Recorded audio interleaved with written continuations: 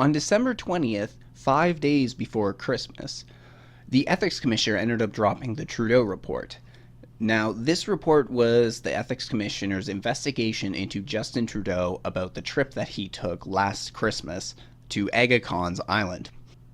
As we know, Justin Trudeau ended up going to Aga Khan's island, and a lot of people were saying, and rightfully so, that this was a conflict of interest because of, number one, Aga Khan has done a lot of involvement with the Canadian government throughout the years, all sorts of Canadian governments. In fact, the Harper government actually made it easier for Aga Khan and his foundation to lobby the government. So he has a lot of history with the Canadian government.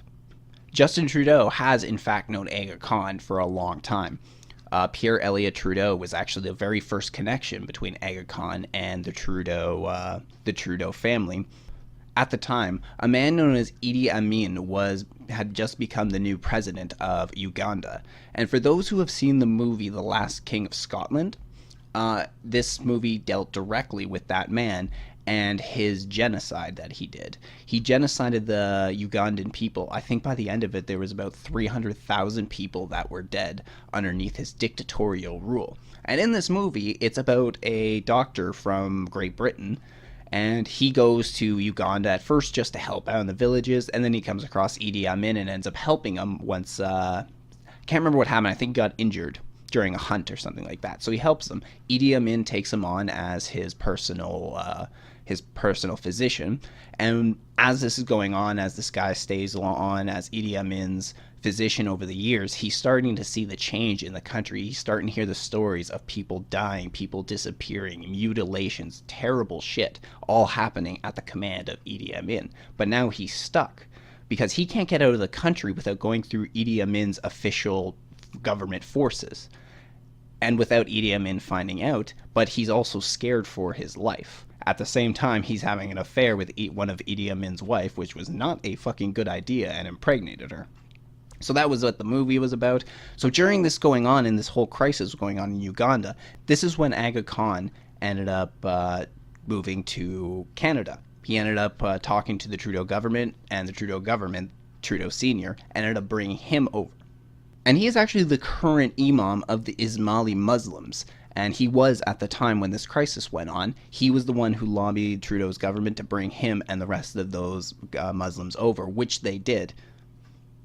So Trudeau Sr. was the one who brought him into Canada, and from there, this is when Aga Khan built himself up. Now, some people have criticized the way he's built himself up because he has received a lot of government donations over the years, but one of the things people are really criticizing him for, he's being criticized because the Ismaili Muslim population has to donate up to 10% of their gross annual income to their imam, so going to Aga Khan. Now, Aga Khan has said that this has been used in turn for philanthropist projects in order to help the Ismaili community both in Canada and abroad. However, many have also said that there's a lot of corruption inside the Ismaili Muslim, inside their community because of this reason, and sometimes people are forced to give more, and the fact that the imams can become very greedy and to take it for themselves. It sounds actually very familiar to the way that the chiefs on the Native Reserves Act is that a lot of their population lives in poverty, yet these chiefs who take all the money from the government and give very little of it back out live quite well. And this is almost what it's sounding like. So there's been some criticizing of Aga Khan for that reason, saying that maybe this is the way he's built himself up to become the billionaire that he is today. Now, of course, that wouldn't be everything. He would not become this rich just by these donations, but it definitely would be a damn good start to get yourself started on whatever companies or foundations that Aga Khan has. And while Aga Khan is not registered as a lobbyist, the Aga Khan Foundation Canada is actually registered to lobby several different departments of the government, including the Prime Minister's office. So after he came to Canada, Aga Khan developed a relationship with Pierre Elliott Trudeau, our current Prime Minister's father. And after a while, after about, I think sometime around the year of 1983, Justin Trudeau did not see Aga Khan until up till about 2013, 2014 on a personal basis. There were a few separate times where he did see him for a short amount of time. One of them being at Pierre Elliott Trudeau's funeral in 2000, where Aga Khan was a pallbearer. And then a couple times when Aga Khan was coming to meet the government, Trudeau was sort of the liaison to go meet him because of their relationship, but they would not have extended interaction. This has actually been confirmed. However, what ended up happening in this situation was the fact that after him and Aga Khan started getting back into contact at about 2014, roughly, it was just after Trudeau became the leader of the Liberal Party. Sorry about that. The leader of the Liberal Party is about the time when Aga Khan started getting back in contact with them. It all began because Aga Khan was congratulating Justin Trudeau on their win, and then of course he had business to do with the government, so they had plenty of other contacts through there. So in 2014, Aga Khan did invite Justin Trudeau to come out to his private island along with his wife and kids, which Justin Trudeau did. He went out, and there was no problems there. What the problem was in this situation is a couple of different things. The problem in this situation had to do with how much business Aga Khan did with the government and with the Liberals having a majority government in House right now. So a lot of people, especially the Conservatives, really felt uneasy by this relationship, especially considering how Aga Khan and Justin Trudeau were buddying enough to go to private islands together. This would probably not look good for a lot of Conservatives when he was the Liberal Party leader, but now that he's the Prime Minister, for them, they have much more reason to be concerned about something like that. And it turned out they did, because Aga Khan, at the time, was lobbying the Canadian government. So they had personal business open when Justin Trudeau took this trip to go to the private island. He accepted a helicopter ride that was completely unnecessary, as they stated in this report. They said that he had every means to get there, but he took this personal helicopter ride, which could be seen as a bribe. Now, for a long time, Justin Trudeau was pushing back at this, talking about how Aga Khan was a long-time friend. He's like, it's not a big deal. We've known each other for a long time, blah, blah, blah, blah, blah. While, yes, their family has been connected, Aga Khan's mostly had a connection through Pierre Elliott Trudeau rather than through Justin Trudeau, who was a kid the last time that he saw Aga Khan, really. And then I think from about 83 or so. And then from there, he didn't see him again until about 2000, and then from there, not really until about 2013, 2014. So there's been a huge gap in their relationship, yet he talks about how close they are as friends. Now, I understand that family friends do have a connection together and can be longtime friends. However, it is a little suspicious that this is the point where Trudeau was starting to get these invites back into the island once again. And he got an invite from Aga Khan very soon after they remade contact back in about 2013, 2014. About Christmas of 2014 is when he took the trip. So it was sometime in the year of about 2014 when the trip was offered to him. And then that was the first time he went to the island along with his family. Now, on these other trips that were made to the island, it wasn't actually Justin Trudeau himself who went, but his wife took the kids, and they ended up going to stay for a while, along with a bunch of other friends that Aga Khan tended to have at this island. He tended to have a lot of friends at this island. It was only his wife and kids that went. He had business elsewhere. And then on December of 2016 is when Justin Trudeau took that trip to the island with his wife. And this is what everybody is starting to get on about.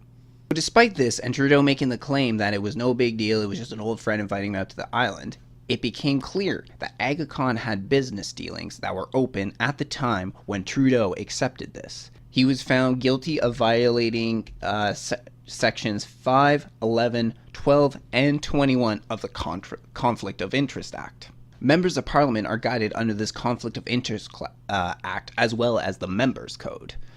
And he was in violation of both of these when he did this. Now, these sections that he was in violation for, we'll take a quick look through. So the first one that they said, he is in violation of Section 5.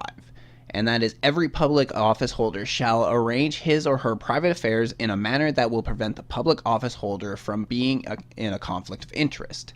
And the Ethics Commissioner concluded that he contravened Section 5 for failing to arrange his private affairs to avoid such an opportunity.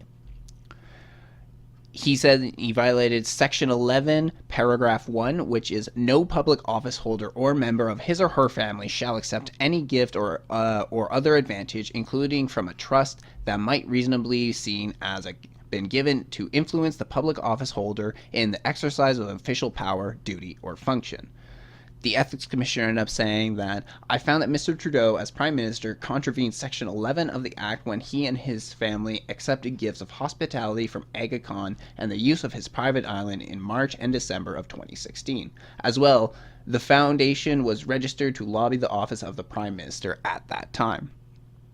And one thing that became questionable in this section was whether that Justin Trudeau had violated Paragraph 1 or whether he was protected under what Paragraph 2 of Section 11, Paragraph 2 of the Act. So this section, the Section 11, Paragraph 2, says, despite subsection 1, a public office holder or member of his or her family may accept a gift or other advantage if A, is permitted under the Canada Elections Act, B, that is given by a relative or friend, or C, that is received as a normal expression of courtesy or protocol, or is within the customary standards that normally accept the public office holder's position. So if we look at this and look at that, it was B, it says a gift that is given by a relative or a friend. This is what Justin Trudeau was using in order to protect himself. He was saying that Aga Khan was a friend and he invited me out to his island. So this would protect him. However, the Ethics Commissioner, when she looked into it, didn't accept this for two reasons. One, because there was business opened between Aga Khan's lobbying commission and the government, and B, because it had been so long between the times that Justin Trudeau had seen Aga Khan, that he had known him when he was a kid, then had a huge gap of about 20 years where he didn't see him, saw him briefly at his father's funeral, and then once or twice briefly in the 2010s up till about 2014, roughly 2013, 2014. So because of this large gap, and how they just gotten back in contact when this sort of invitation was extended, she didn't accept it as it being his friend. That just him being a friend is unacceptable as an answer, as a defense in this situation, and he is in fact in violation of Section 11, Paragraph 1. He also violated Section 12, which is no minister of the Crown, minister of the state, or parliamentary secretary, no member of his or her family, or ministerial advisor or ministerial staff shall accept travel or non-commercial chartered or private aircraft for any purpose unless required in his or her capacity as a public office holder or in exceptional circumstances or with the prior approval of the commissioner. And the Ethics Commissioner ended up saying, I found that Mr. Trudeau contravened Section 12 of the Act when his family traveled on non-commercial aircraft chartered by the Aga Khan in March 2016, and when he and his family traveled in the Aga Khan's private helicopter in December 2016.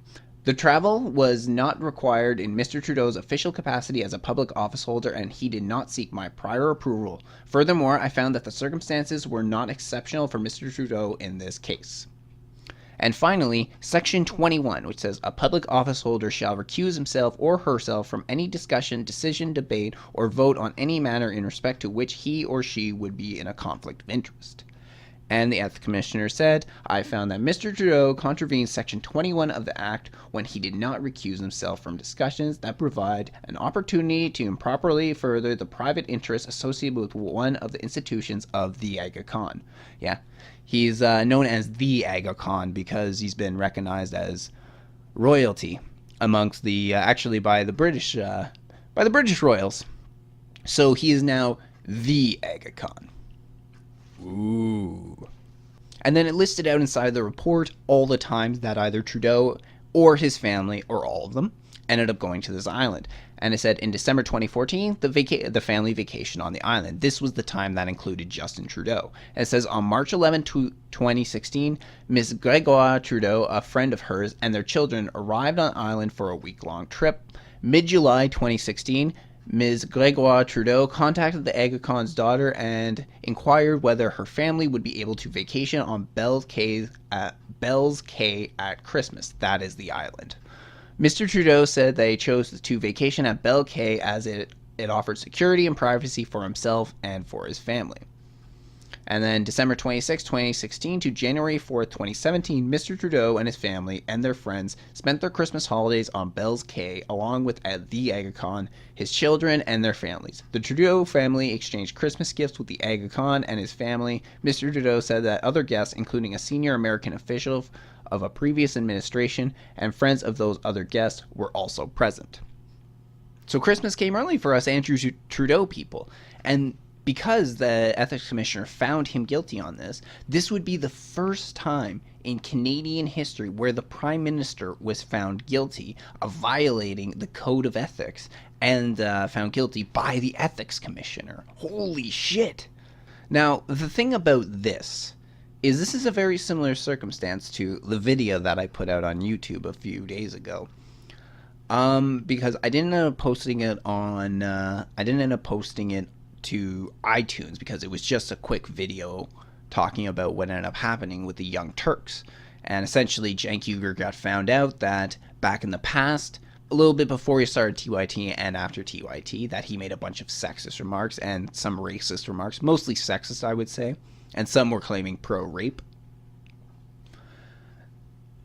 And the situation was similar with TYT as it is for Justin Trudeau right now, is that no one's going to really, from the other side, it wants to give you the benefit of the doubt because these are people that have for a long time taken the moral high ground. And then once they get found out, they have a large lashback because for a long time, for instance, let's take the Young Turks situation, they have talked about how the right is sexist and racist and how terrible they are. And then we're hearing that Cenk Uygur has said all these terrible things while being a progressive, as well as the co-founder of TYT also held similar sentiments as he wrote on an online post back in 2005 about an 8-day road trip that him and Cenk took. So there was a lot of lashback for them, and there's a lot of lashback for Justin Trudeau because he calls himself a feminist and talks about how terrible, men are and how racist the country is. He talks about how we're being the rich 1% are stealing from us. Meanwhile, he's taxing the middle class and he's taxing them a lot. So there's a bunch of reasons to criticize him, and just watch as he stood on the high ground and said, look how terrible you are. Meanwhile, he's violating ethics rules, and he's the one that's actually taking private bribes, and he's the one that is associated with rich business people. And then it's also coming out that inside the Prime Minister's office, there's a lot of sexual harassment complaints coming out. So this is the same situation that nobody is going to want to give Trudeau the benefit of the doubt. No one wants to give TYT the benefit of the doubt because they're giant fucking hypocrites. So now I'm talking about everybody who pays attention to politics and takes an interest in that. Nobody in there is going to give you the benefit of the doubt. But right now, the media is not really talking much about this. Essentially, Justin Trudeau gave his apology, and that was more than enough for a lot of people. In fact, let's go watch his apology right now. That I should have taken precautions and cleared my family vacation and dealings with the Aga Khan in advance. I'm sorry I didn't. And in the future, I will be clearing all my family vacations with the Commissioner's office. I've always considered the Aga Khan a close family friend, which is why I didn't clear this family trip in the first place. But given the Commissioner's report, I will be taking all precautions in the future. Happy to take your questions. So he gives his apology. I'm surprised he didn't end up crying like he likes to do so much during these apologies or these press conferences. He loves bringing out the waterworks. But then a lot of people afterwards on social media, some inside the mainstream media, are saying essentially, well, he's apologized, so it's time to move on. They say it's no big deal. It's time to move on. No, this is a big deal. It shows that our Prime Minister took bribes. He is the first one in history to break the rules of the ethics commissioner, and the mainstream media hated Harper. They fucking hated Harper, but they couldn't even get Harper on a violation by the ethics commissioner. But Trudeau can. The man who posed himself as the golden boy, as the one who's going to make everything okay. The one that all the anti-Trump Americans say, oh my God, I wish he could be our president. I wish he could be our leader. He's so dreamy. Yeah, except that's all he's fucking good for. He's good for on a goddamn poster. But aside for that, he's got fucking nothing. He's useless. He barely has a brain inside his body. He does not have the experience with the common day people. He acts like he does, but he has next to no experience with them. He was born rich, he lived rich, he only worked part-time as like a goddamn assistant drama teacher or something like that. Something so insignificant it doesn't even matter. And then you go out for goddamn leader of the Liberal Party and Prime Minister of Canada? How did we vote this guy in? Are we that fucking stupid? But what bugs me the most is just that nothing's going to come out of this. He's going to pay a small fine. It'll be back to business as usual. It'll get buried amongst all the other news stories, and nobody's going to remember. When the election comes up in a couple of years, are people going to be talking about how Justin Trudeau was the first prime minister in history to violate the ethics commissioner? Probably not. I highly doubt that's going to be coming up. But meanwhile, in something like Harper's case, it was always everything he did over his entire time in office came up during the election time. Are we going to do the same thing for Trudeau? Because his record is just as bad as Harper's, at least just as bad as Harper's. Are we going to do that? Are we going to go through the history of Justin Trudeau to everything he's done and all the bullshit policies he's pushed, all the dangerous policies he's pushed? Are we going to do that? Probably not.